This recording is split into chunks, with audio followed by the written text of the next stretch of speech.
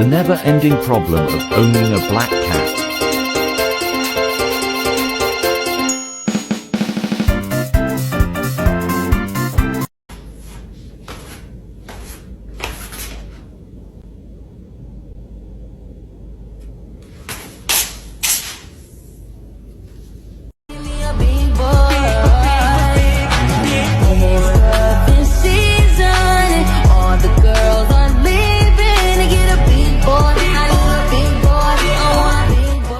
My name is Jordan Blake, and my TikTok handle is Jordan Blake 105, and these are some of my favorite self-portraits.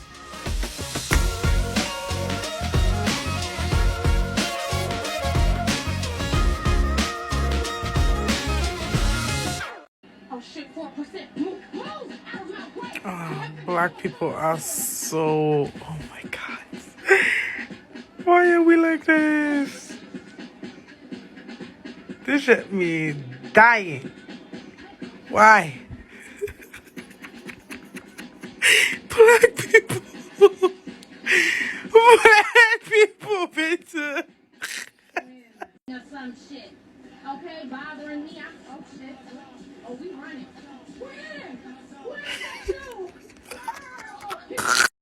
I gotta put me first. I gotta put me first. I gotta put me first, Lucius. And I promise you. Wow. The pressure is getting worse. Bombastic side eye. Criminal offensive side eye.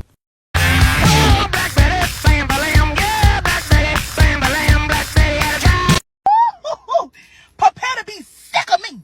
Prepare right now to be sick of me.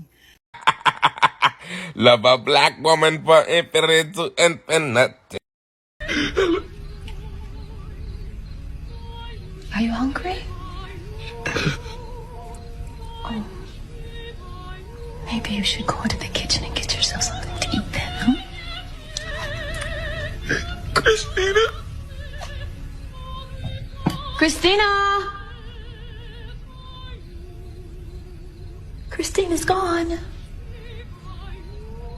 Your little tramp didn't leave any money to pay her, so she left. Just like your little slut. She packed all her things and some of yours and left. There's so many amazing, talented people on the app, and there's so many amazing black talented people on the app. And I feel like one of the people who gets it every single time, I've been following him from the beginning since I got on TikTok, is, I think his name is Casual Geographics. He just gets it every single time.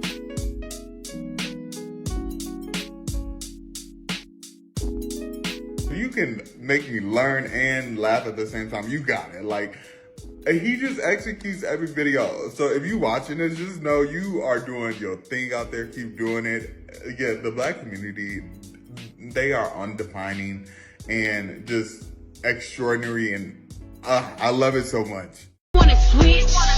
Now I'm in his ass. One, this video has had me fucking crying since yesterday.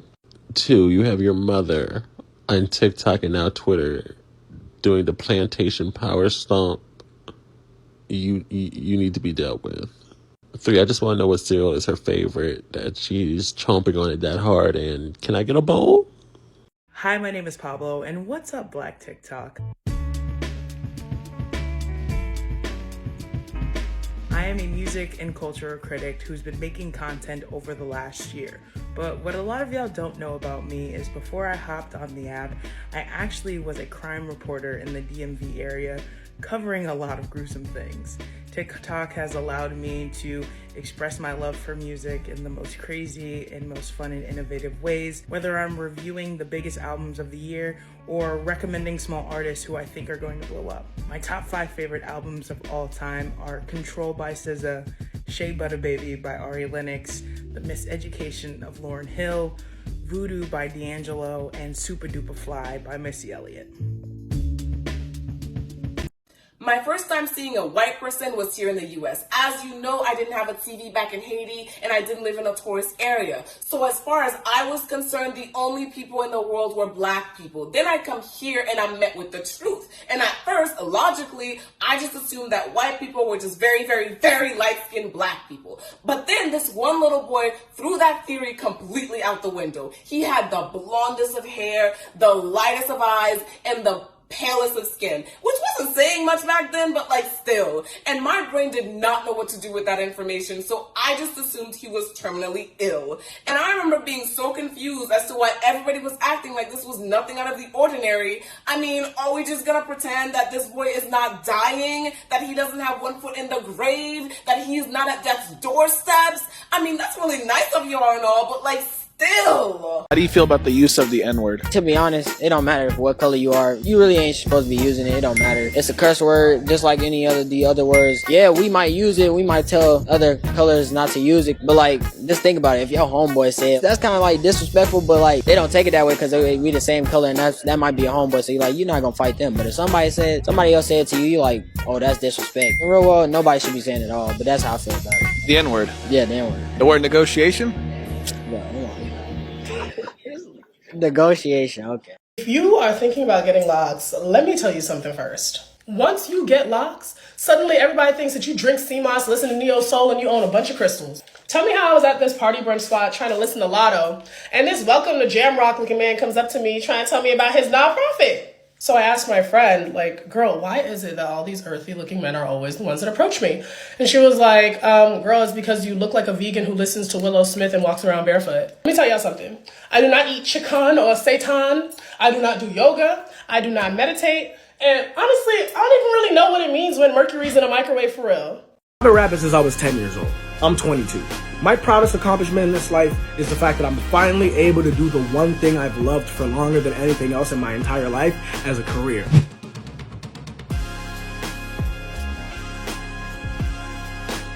If I had to share a piece of advice for black creators on TikTok, I'd say just do it. You're going to be in positions where you want to overthink your content. You're going to wonder if people are going to care. I promise you, whatever it is you're doing, there's somebody who is interested in that just as much, if not more than you are.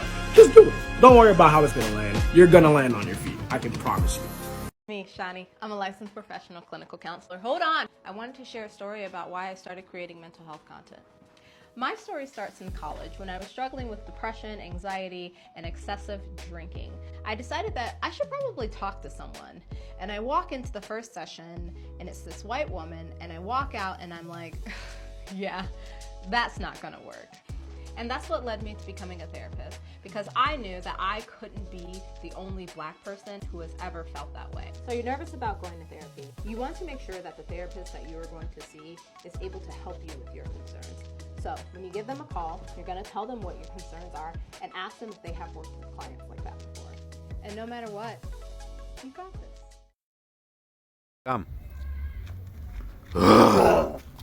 I'm sorry, but there are certain things that you guys no longer need to be educated about. Not in 2021. I say this because these things are either a matter of you just being realistic, or the concept has been explained so many times that you are choosing to not understand at this point. We should not have to keep telling y'all that black women can grow long hair. Y'all cannot still think that there's no architecture or water in Africa. We have put that thing down, flipped it, and reversed it to explain how systemic racism did not end with slavery and Jim Crow. And before y'all get in the comments telling me how some people are not neurotypical or don't have access to da-da-da-da-da, I can tell when someone is genuinely seeking understanding and when somebody is purposely being dense so that they can remain ignorant. If y'all act like I'm a fan, I'ma fucking block you, but I just wanted to show love. No ass kissing shit, I just want to tell y'all some of my favorite black women TikTokers. Very specific stories that are somehow still relevant to you, Name. That's your first step. You need someone to show you that we're all living the same black woman life? Lex. You want something unintelligible and chaotic to the point where you'll think about it for a couple of days and still not know what happened? Mr. Mosby's left hip. I don't even know her fucking name. It might be Sarah looking at the bio. And when she comes back, she'll be a baddie. You need makeup tips, relatable black tips, educated black girl shit. You're coming to Kenitra. Boss claims she doesn't have a niche and her name might be Sasha, but she puts together these really good compilations that you never thought you thought about, but you always agree with her. Chichi is fucking hilarious and relatable as I don't fucking know what, and that accent cracks me up. I feel like black women hold TikTok down and TikTok don't hold them down, but we already knew that. This is in no particular order, and I don't care who you follow. This is about who I like. Come.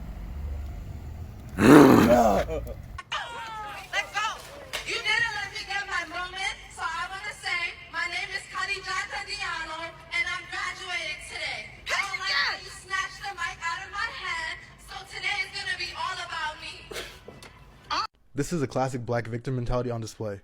The announcer at her graduation said her name wrong, and so she made it a race thing, but I probably would have mispronounced it too. But this black victim mentality leads to worse outcomes for black people. It's a vicious cycle, and here's how it goes. Anything that happens to a black person is perceived as racism. Now keep in mind that whatever happened to the black person doesn't have to be racist, it's just perceived as racism. And then they play the race card and they start to overreact and make everything about themselves. Then they start to act uncivilized in places that require civility and decorum. But then people excuse this uncivilized behavior as an adequate response to racism. And so as a result, the standards for black people are lowered. It's kind of hard to expect greatness from people when this is the standards that you live up to. And then these steps are repeated, creating a vicious cycle that ultimately keeps black people as a whole down. And tolerating this behavior leads to worse outcomes for black people. But as always, if you found me profoundly insightful or at least a little bit appealing, give me a follow. That's good. That's good. Very good. I'm just going out. You said I should what? Yeah. You said I need you to be my coach for 1 month. Hi. Hi, nice to meet you. Nice to meet you. What's your name? My name is Oya Yoye. Oya Yoye. 我是和平. Hello. Hey, what are you eating? This is noodles. Noodles. Wow, your English is very good. Thank you. You're welcome. Do you have an English name? English name 英文名字有吗? What's your English name? My name is Sophia. Sophia. Oh, okay. My English name is Harmony. Harmony. Yes. I come from Zimbabwe. 你知道津巴布韦吗？我的国家是津巴布韦。津巴布韦。对，英文会说 Zimbabwe. Zimbabwe. Yeah. Hey, see you. See you. Oh, Julie, okay. Bye-bye. You know, I knew I was gay from a very young age. However, I was always afraid to be open with my thoughts on it because I was afraid of how my family would view me. However, I realized by trying to please everyone else, I wasn't happy with myself and I wasn't pleased with who I was as a person, which led to me finally coming out of the closet. Black trans women are one of the most marginalized and mistreated groups of people in the world.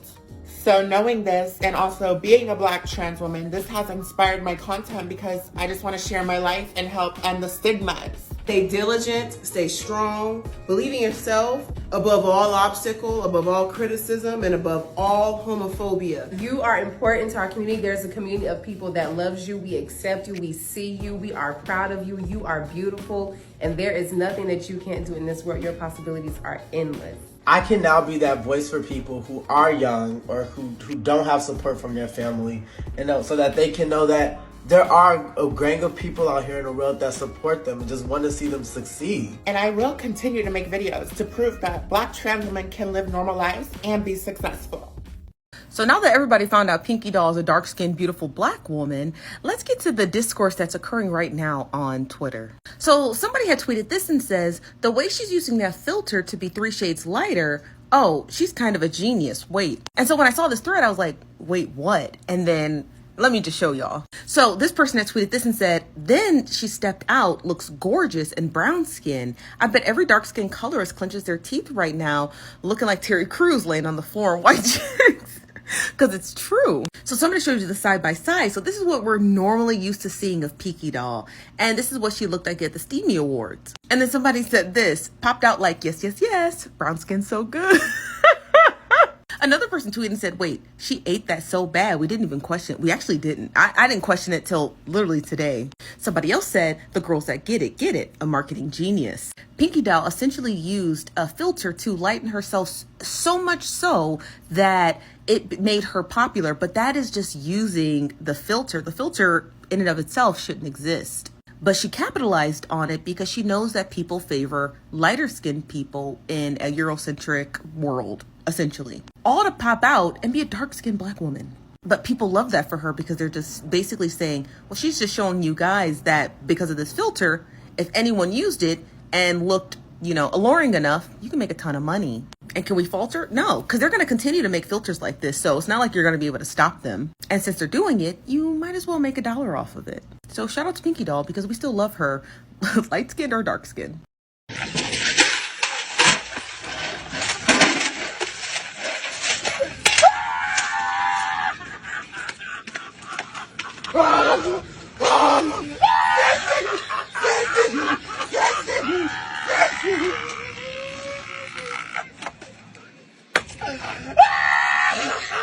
When a group of black people laugh,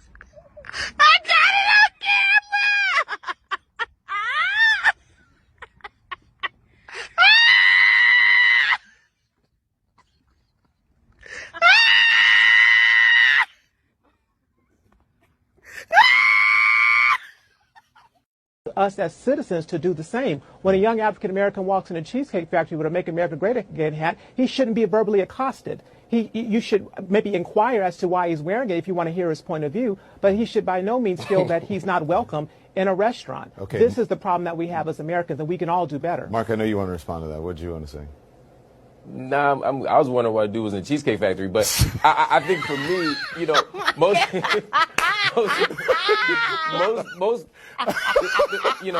that has y'all tripping, man. Yeah, no, focus. The point is that most black people who are dealing with the ritual humiliation of not.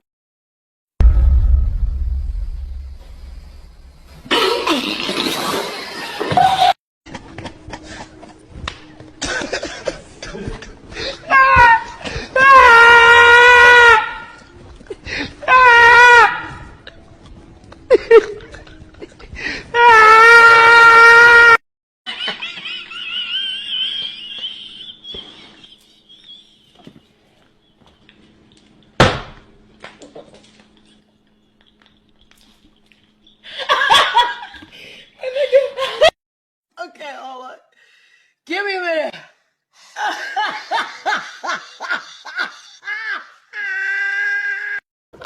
Get ready with me for a fight.